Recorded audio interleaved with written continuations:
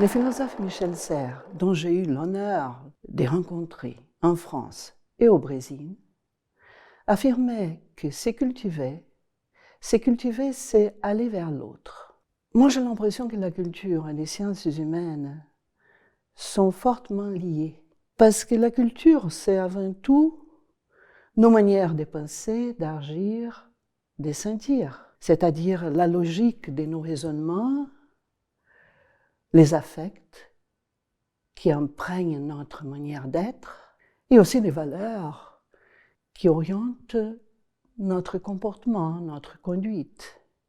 Et tout cela nous vient à travers l'éducation et à travers la vie sociale. D'où les liens vraiment très forts entre les sciences de l'homme et la culture.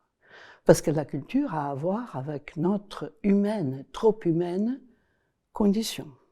Et ces mouvements d'aller vers l'autre, c'est précisément ce que la Maison Suger nous propose. Dans la mesure où la Maison Suger accueille des chercheurs qui viennent des quatre coins du monde, et des chercheurs qui s'occupent, qui s'appliquent à des sujets de recherche les plus divers possibles. C'est tout un univers qui s'ouvre aux chercheurs qui sont accueillis à la Maison Suger. Et là, je parle de ce qui se passe à l'intérieur de la Maison Suger. Mais la Maison Suger s'ouvre également à l'extérieur, puisque ces chercheurs, ils travaillent dans des laboratoires, des institutions, en partenariat avec d'autres chercheurs. Et le premier trait que j'aimerais souligner en ce qui concerne la Maison Suger, c'est l'hospitalité. L'hospitalité qui est bien ancrée dans l'âme française et que j'affirme sans hésiter, sans aucune hésitation, cette hospitalité qui est incarnée par la Maison Suger. La Maison Suger, en fait, est le cadre idéal pour mener à bien un projet de recherche. Tout d'abord, d'un point de vue bien concret, la Maison Suger m'épargne la plupart des tâches de la vie quotidienne, est un lieu sécurisé, je me sens absolument sûre. Je ne me sens pas du tout seule parce que facilite les contacts avec d'autres chercheurs. Et en plus, ça aussi, la Maison Suger aussi, nous procure toute une vie intellectuelle. Dans la mesure où nous avons la possibilité, à travers les rencontres mensuelles des résidents, de côtoyer d'autres chercheurs et d'échanger avec eux, mais aussi nous avons la possibilité de participer aux séminaires, à la présentation des travaux des chercheurs qui ont lieu dans ces cadres.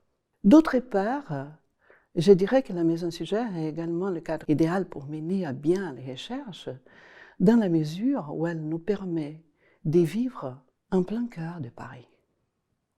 Et nous avons absolument tout à la portée de la main.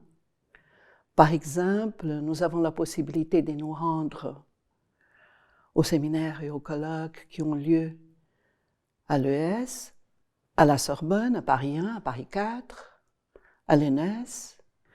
Et nous avons aussi les librairies qui sont à la portée de la main, à commencer par les comptoirs au premier étage de la fondation de la Maison des Sciences de l'Homme, et également la librairie La Compagnie, qui est enfin précieuse en ce qui concerne les sciences humaines, la littérature, ou la librairie philosophique Vrin, ou même la grande librairie Gilbert Joseph.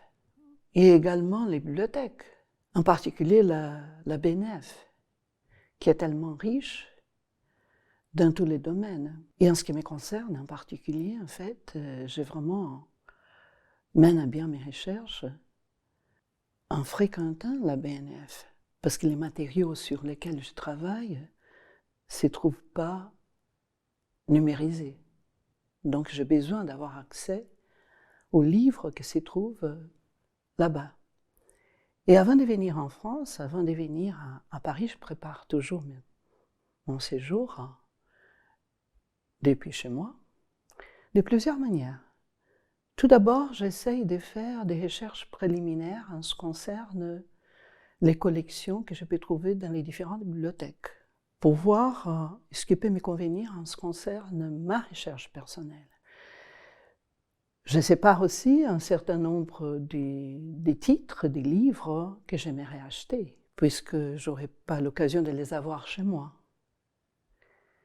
Et également, j'essaye de m'informer sur la vie culturelle à Paris. Et là, je me permets même d'acheter déjà des places pour les spectacles qui m'intéressent, en particulier les opéras au Palais Garnier, à Bastille ou au Théâtre des Champs-Élysées, mais également quelques concerts à la Philharmonie.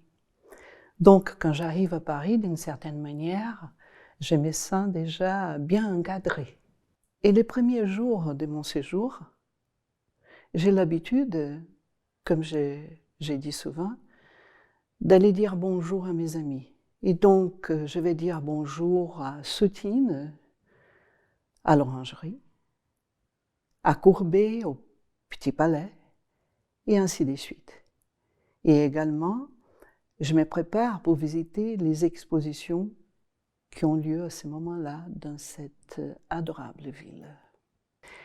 Donc, je suis absolument persuadée que ces expériences culturelles, pour ainsi dire, nourrissent la réflexion en sciences humaines, bien évidemment, parce que tout cela a un rapport très étroit avec notre condition humaine, trop humaine.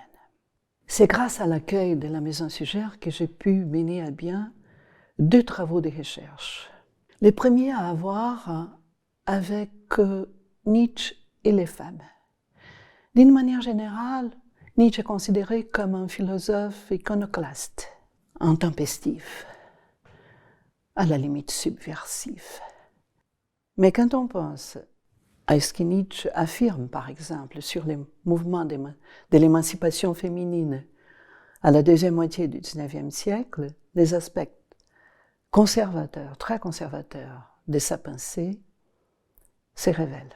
Et donc, ces livres, que c'est mon 21e livre, est paru aux éditions de la Sorbonne avec les titres et les ambivalences de Nietzsche, type, image et figure féminine.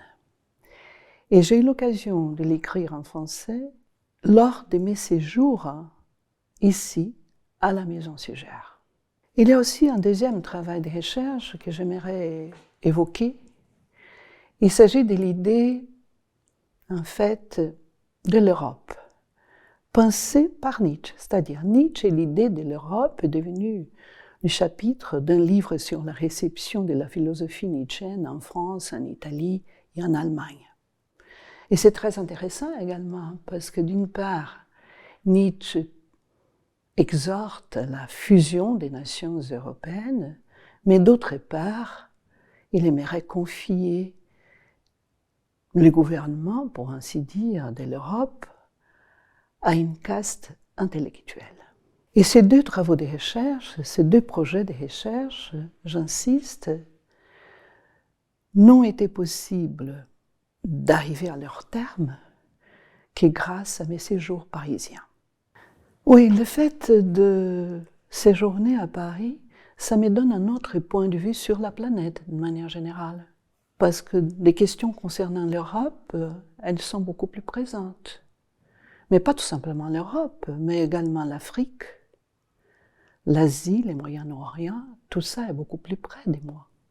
Et d'autre part, en contrepartie, cette distance par rapport à mon pays d'origine me permet aussi d'avoir un regard, je dirais même plus approfondi sur ce qui se passe au Brésil. Parce que ces reculs, une fois que je ne suis pas impliquée directement, immédiatement dans ma vie quotidienne, me donnent des outils d'analyse qui sont vraiment précieux.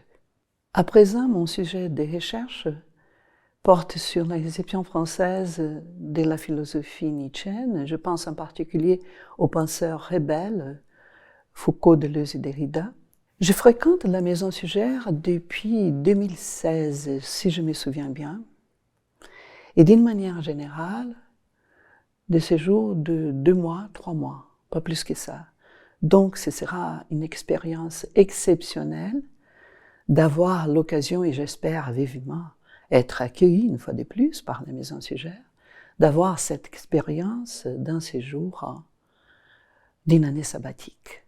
Et là, je pense en fait que si Paris est ma ville d'adoption, et elle l'est, effectivement, d'ailleurs je pense toujours à la statue de Montaigne qui se trouve en face de la Sorbonne, où on peut lire « Paris à mon cœur dès mon enfance ». Si Paris est ma ville d'adoption, je peux affirmer sans hésiter que la Maison Suger est ma seconde maison.